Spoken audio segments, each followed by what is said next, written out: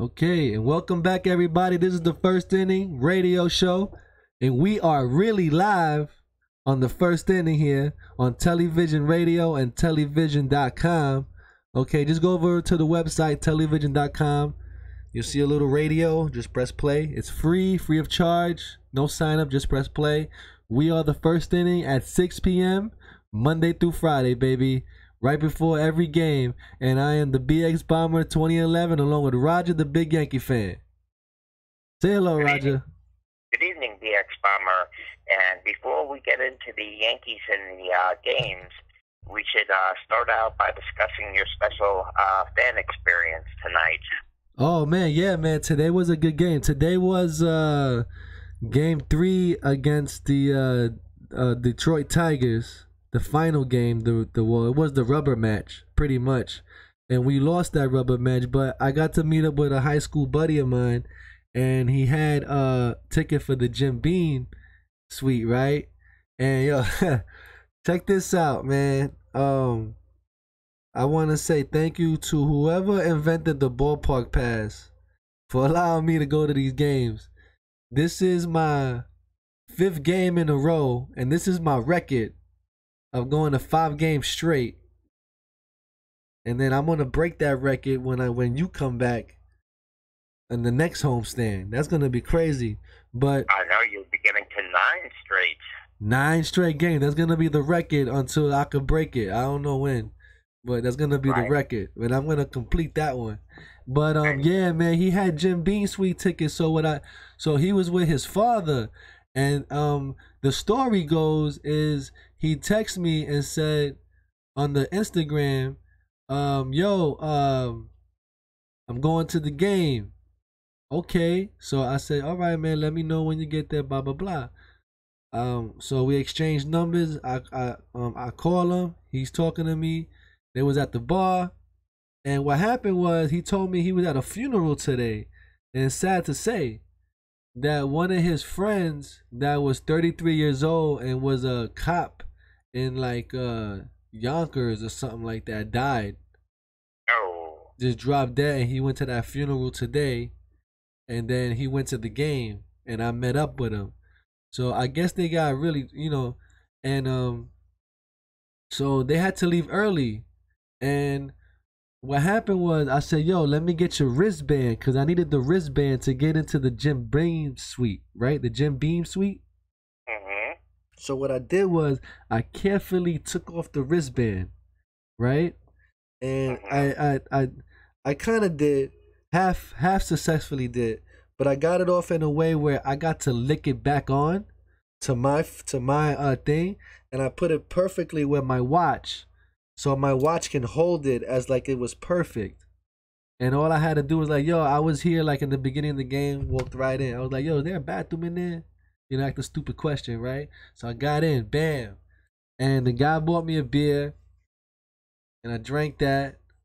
And then, and inside, I do a vlog in there.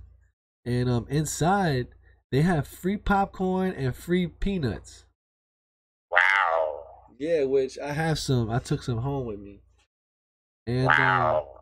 It's very nice in there. But you have to pay for stuff in there. Nothing's free in there. Except for the popcorn and peanuts. But they do have a pizza stand in there with an actual like propane like brick oven type of thing. Mm-hmm. Right? And then they have a regular section with like a sandwich type thing where you can cut like roast beef and stuff like that, like a Lobel's type of thing. Wow. Yeah, and it's pretty nice in there actually. This is my first time in there. I've never been in there. And it was okay. For $70 a ticket, that's very good if it's cold out there. You know, or it's very hot. Yeah, you can jump in there and get some cool air between innings or something like that. Run back to your seat. But I mean, me and you, Roger, we just sit in the seat. You know what I mean? I don't know. We're into the game. Yeah, we're into the game. I don't know if I can handle going back and forth inside of the Jim Beam suite like that for air conditioning or heat, let's say. You know. Right. That's for a lot of people that are socializing and business people that are doing business deals. It's the hoity-toity area, where people are making business deals and having food and socializing. And you and I are very concentrated on the game, where we don't need all that super luxury. Yeah, absolutely. I mean, if you was gonna bring like your friends and family, something like that, outing, then I can understand. But that's a lot of money for a ticket, though. $70, man. Yeah.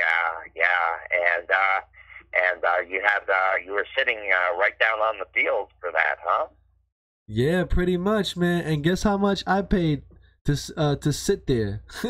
I paid $3.54. Yes, that's how it works out, and that's fantastic. Ain't that something? And that is great how that works out. But the Yankees lost, man. Too bad, man. I don't know what happened, man. It's just they were swinging late on those pitches too. Aaron Judge was swinging late. Right. Mike Troutman was swinging late. Right. Well, what I'll do is I'll run through the MLB wrap real quick, and then we can talk about it. Go ahead. Okay. The Tigers' pitching is certainly a bright spot for the club. Entering Wednesday's action, ranked fifth in the major leagues with a 2.33 earned run average. Tigers left-hander Matthew Boyd helped them become among the elite in that department by dominating for 6 1/3 innings in a 2-1 victory over the Yankees at Yankee Stadium on Wednesday afternoon. We like our pitchers, Tiger manager Ron Gardenhire said prior to the game. Let's put it that way. They all come in and pound the strike zone. They throw it over the plate. We have some veterans in there, mixed with some kids we are excited about. They need work at it. They really put forth a great effort in between starts.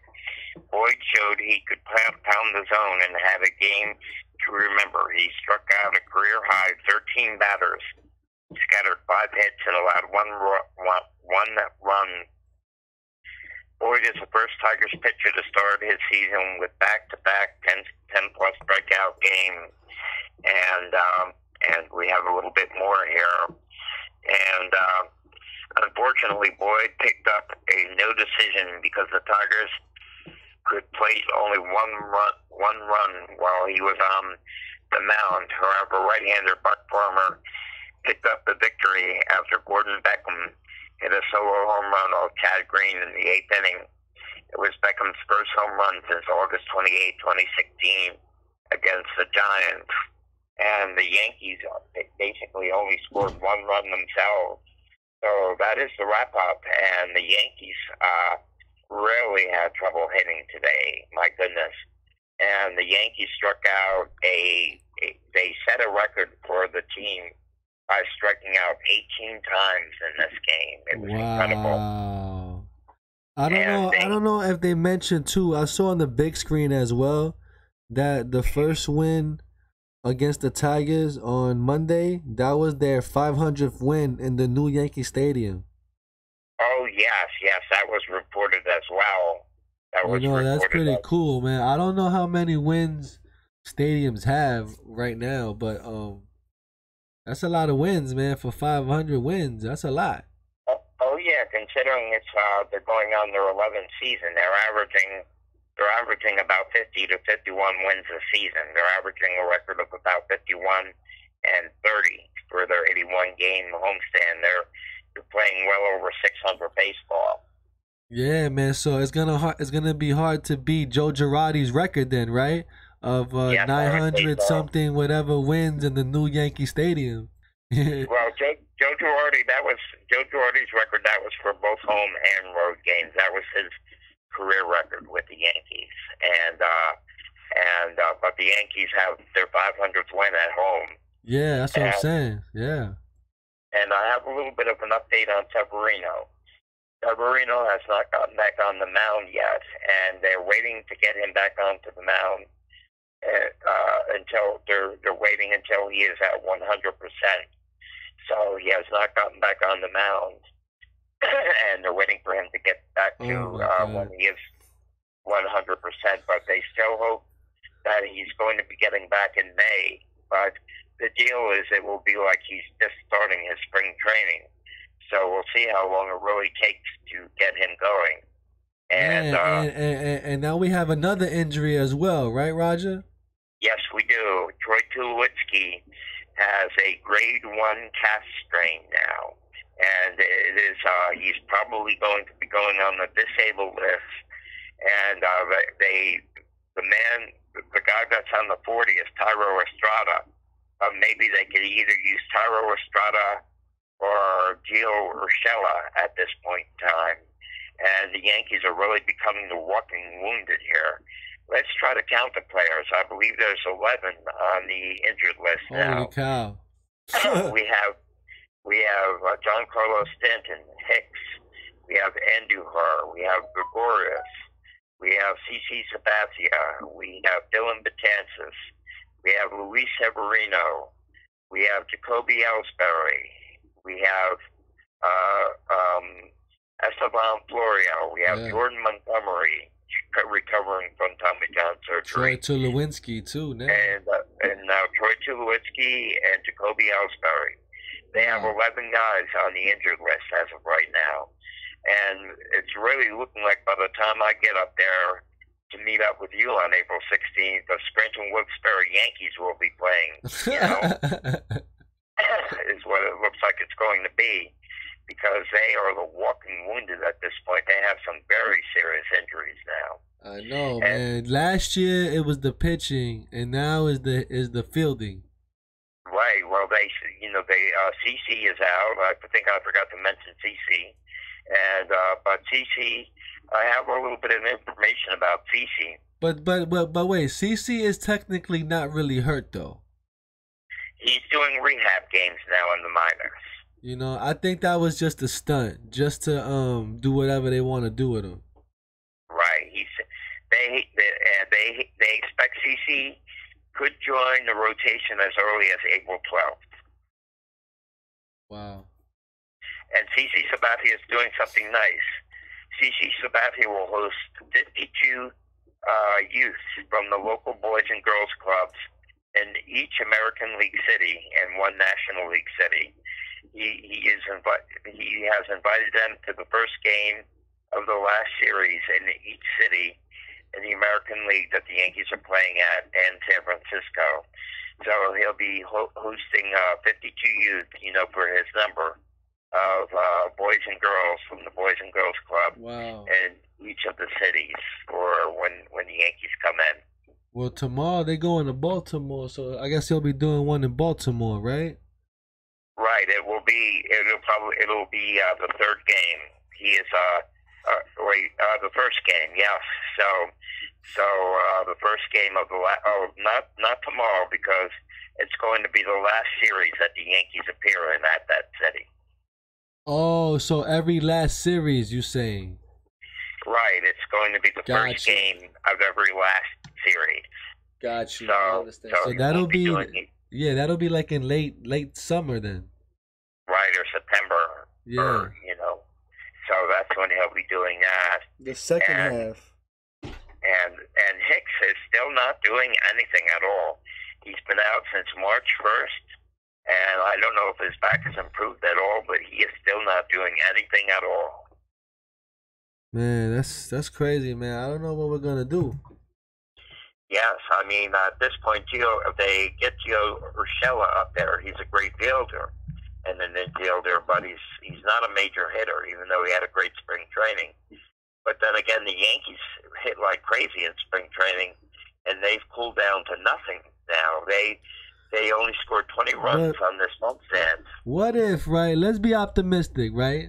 What if these new guys come up, right, and they have a magical year winning the World Series? Yes. That's why I don't make any pronouncements about the season being over or anything like that. And then that's crazy that they become the new core four and all that. Exactly. That's a possibility, And right now, Clint Frazier is already up. Tyler Wade is already up. And Troutman played today. He struck out 3 times. Yo, Roger, Troutman this guy is huge, man. He looks Yo, he makes Aaron Judge look like a regular player. Oh wow, wow. My And God. And he makes Brett Gardner in center field look like a child. oh yeah, I know. Brett Gardner is one of the smallest Yankees, but he's. Oh, hold on just a minute. I'm doing a radio show with the X Bomber. Okay, sorry about that. Man, did you see Brett Gardner get out at second base? Yes, he got thrown out stealing. Did he catch him like good, or was it like bam bam, something like He that? got him a good half a foot before he hit the base. They got him with space to spare. They got him well before his hand reached the base. They got him on the shoulder. Oh man, I thought he was safe from where I was at. Yeah, they got him on the shoulder. But this was a tough homestand for the Yankees, and they're talking about the so-called easy schedule, while the Orioles have gotten off to a great start and beat the Yankees 2 out of 3, and the Tigers have beaten the Yankees 2 out of 3, and now it doesn't seem like such an easy schedule anymore because Baltimore is playing well, and the fans will be there at least for opening day tomorrow, and then the Yankees have to go on and play Houston. Oh yeah, all the Yankee fans are traveling to Baltimore now, right? Right. Well, they used to anyway. But all the fans will show up as in the Oriole fans. I don't think there'll be a big presence on tomorrow's game, but Saturday and Sunday, I believe there'll be a big presence of Yankee fans there. Yeah, possibly. You know? Because they could travel down in the weekend. I wish I had a car. I would drive to Baltimore and go to a game. Yeah. Go to that game. And it's a 7:00 game. Forget about it. Right on Saturday night. Get a hotel room. Bam. We all man. We could do that one day. Plan a trip like that. Meet up in Baltimore or something like that. We'll get to Camden Yards, no doubt about it. I can go in by get a hotel room. Go in by train. Yeah, I get a hotel room. Bam, right there. That's the game. I could go by train too, actually. Yeah. But yeah, man. Today was a beautiful day for a game, though. It was beautiful weather, and the wind was crazy. The flagpoles were like flapping. Moving. I think any harder, those things could fall off or something. The wind gusts were 40 miles per hour. Yeah, I actually documented it on the vlog too, so you'll see that on there too. And tomorrow I'm gonna work on the next one. Yeah, I was hoping that maybe with the earlier night that you might be able to get one out tonight. But if it's too late for you, I'm looking forward to seeing your vlogs. Your first vlog was very good. Because they're already like uploaded like in sequence the way I wanted it. It's just I have to finish up with the words and add music and stuff. That's all I gotta really do, and then just trim it, and it'll be done. That's actually for all of them right now. That's as they stand. So they're actually like pretty much like 80% done. Okay, yeah. You are the producer. You are the producer. I do some content on your show, but you are the producer of the technology. Yeah, thank you so much. I appreciate it. It just takes time to watch the footage and make sure you didn't leave any errors. Right, exactly. You do a great job and great producer. And on today's vlog, I sang the New York, New York on the way out. Well, actually, I stood at the seat and sang New York, New York. Oh, cool. Excellent. Sounds good. I'm glad that you really enjoyed yourself. It's just a shame that the Yankees did so poorly today, and that is a franchise record, 18 strikeouts. And Boyd was throwing some great breaking pitches and curveballs, and the Yankees were really not squaring them up at all. And like I said, they really probably added to the wind gusts with all those whiffs they were doing. Definitely. I think today though, would have been a good day for home runs though, if they would have hit the ball though. Because the wind was blowing like over home plate towards center field. The wind was blowing out. Right. So I'm pretty sure if a ball got up there, it would have took it. Well, Beckham got one out there. Yeah, like that was a laser beam, man. The wind took that. Yes, the Yankees, though, they couldn't even make contact. I mean, it was a chore for them to even put the ball in play or foul one off. Matter of fact, wasn't there one off the wall today? Yes, there was. That was the one by DJ LeMahieu, which scored. DJ LeMahieu, that's right. He almost hit that for a home run, man. And that was a laser beam, and the wind took that too. That ball should have dropped like at the warning track or at the grass before the warning track. It hit off the scoreboard. Yeah, it's just that the wind took that. The wind took that. Definitely. Right. It carried that. But other than that, it was slim pickings for the Yankees. They really had a major problem hitting today, and it was pretty rough. So, as we were saying, you certainly can't predict baseball at all. People thought that this would be a cakewalk or something for the Yankees. That's the thing, man. You have to be able to play in the cold. Right, and you see all these muscle pulls and strains, and it's a calf strain for for Troy Tulowitzki now. Yeah, but they're practically wearing nothing though, as under their uniform. I mean, that Nike armor crap that they wear, that's not enough to hold you in Yankee Stadium at 40 degrees. I'm telling you. Right. Because they could wear some thermal underwear or something underneath. You gotta wear some really thick stuff. Remember back in the days when they had Bernie Williams and all that? You see him with almost like a jacket, right? Right. And his face like totally covered up. Now you don't see that. They want to go out there like they a man or something like that. Usually, on the team, Brett Gardner, he usually wears no sleeves. Right. But when it's really cold, it's cold. When Brett Gardner got black sleeves on, it's cold. Cause that guy, he plays without it.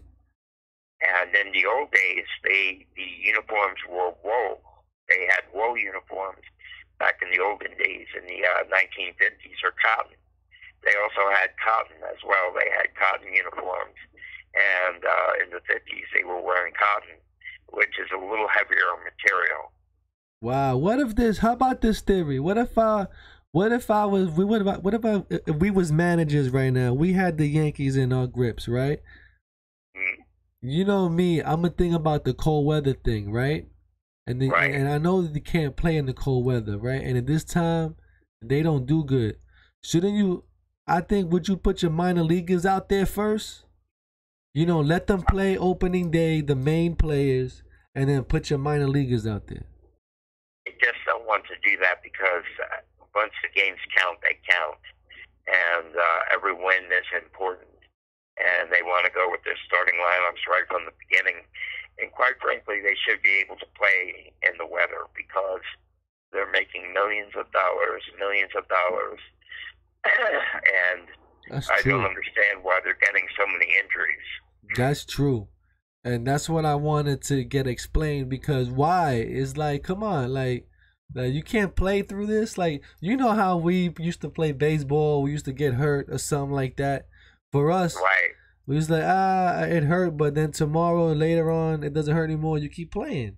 For these guys, it's like year-ending surgery.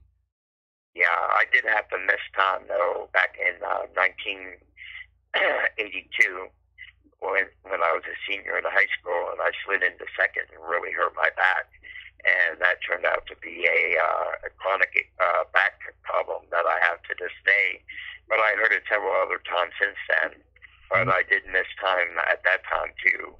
Man, but, when I was playing ball in high school, man, I sprained my wrist, and I was like, yo, there's no way you was taking me out of these games, right? So I played with a sprained wrist through the pain, and you know what? I was getting more hits. Wow. Because you know why? My wrist wasn't as strong. So I wasn't giving it enough power. So it was bloop singles. is something. You know, and that's another way that you just can't predict baseball. That you can hit a line drive and it can get caught in the outfield, and you could hit a little roller and it can miss the fielders, and you get a hit.